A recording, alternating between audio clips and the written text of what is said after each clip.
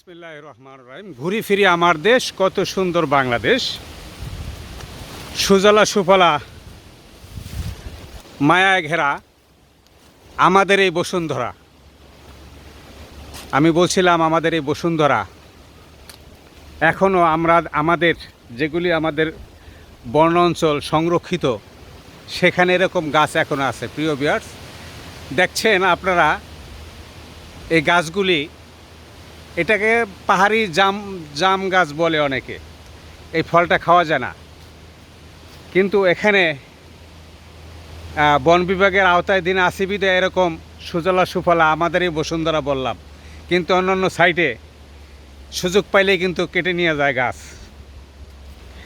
এখানে এসে একটা জিনিস আমি পাচ্ছি, সেটা হচ্ছে যে শীতল। আপনার শ্রাবণ ভাদ্র মাসে যে গরম পড়ে, সেই গরম এখানে উপলব্ধি করা যায় না। এই যে বেত গাছ, বেত নিয়ে অনেক কবিদের কবিতা আছে। তো এখানে আসলে আরেকটা জিনিস মনে হয় যে ইউরোপের কোনো একটা দেশে বা মেক্সিকো থেকে আমেরিকা বর্ডার ক্রস করতেছে, এরকম মনে হয়। আসলে তা না। এখন এই রোহিঙ্গা রিফিউজি আসার কারণে দুইটা উপজেলাতে 10, 12, 15, 20 লক্ষ লোক হওয়ার কারণে এখন আস্তে আস্তে বনাঞ্চল উজাড় হচ্ছে, পাহাড় কেটে ফেলতেছে। একটা জিনিস আমাদের মাথায় রাখা উচিত, একটা গাছ ধরুন আপনি কাটলেন, কিন্তু আফসোস যদি করেন গাছটা ভুল হয়েছে কাটা, তাহলে কি করণীয়? তখন আর একটা গাছ লাগান। হয়তো 20 বছর পরে যেই গাছটা কাটছিলেন সেই গাছের মতো হয়ে যায়। কিন্তু পাহাড় যদি আপনি কাটায়েন, পাহাড় তো আপনি লাগাতে পারবেন না।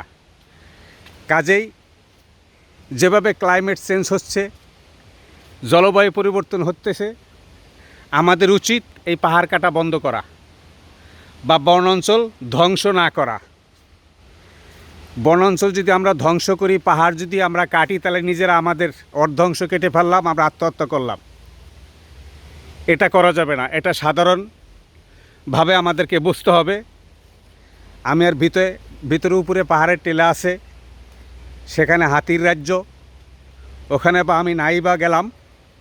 কিন্তু আমি অনুরোধ করব, যেভাবে ক্লাইমেট চেঞ্জ হইতেছে, আসুন আমরা গাছ যদি না থাকে তাহলে তো আমরা বাঁচতে পারবো না। গাছ হচ্ছে অক্সিজেনের ফ্যাক্টরি, আপনার অর্ধাংশ। আপনাকে বেঁচে থাকতে হলে ভাত খাইতে হবে, ঠিক তোরকম আপনাকে বেঁচে থাকতে হলে শ্বাস নিঃশ্বাসও ফেলতে হবে। তো কাজেই আসুন আমরা বেশি বেশি করে গাছ লাগাই এবং দেশ বাঁচাই।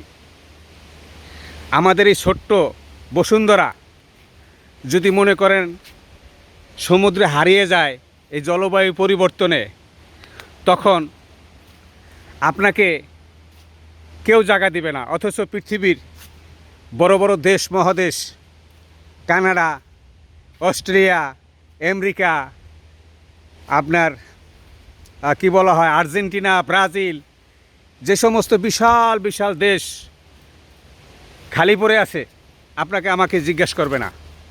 তা আসুন আমরা অত্যন্ত পক্ষে এই জিনিসটা চিন্তা করি সাধারণভাবে, যে আজকে আমি আসি, আমার ছেলে সন্তান ভবিষ্যতে কী নিয়ে বাঁচবে। তাদের বেঁচে থাকার রাস্তাই হচ্ছে এই বনাঞ্চল। এই বনাঞ্চল যদি আপনি না রাখতে পারেন, আপনার বেঁচে থাকার কোনো সুযোগ নাই। আজ থেকে 54 বছর আগে যে বাংলাদেশ ছিল, এখন আর সেই বাংলাদেশ অনেকটাই হারিয়ে গেছে। তখন যে কবিরা যে কবিতা লেখছে, সুজলা সুফলা, মায়ায় ভরা আমাদের এই বসুন্ধরা, কত ধরনের কত কবিতা লাগছে, সেই কবিতার সাথে এখন মিল নাই। তা আসুন আমরা গাছ লাগাই, দেশ বাঁচাই, আপনার সন্তানকে রক্ষা করি, আমার সন্তানকে রক্ষা করি।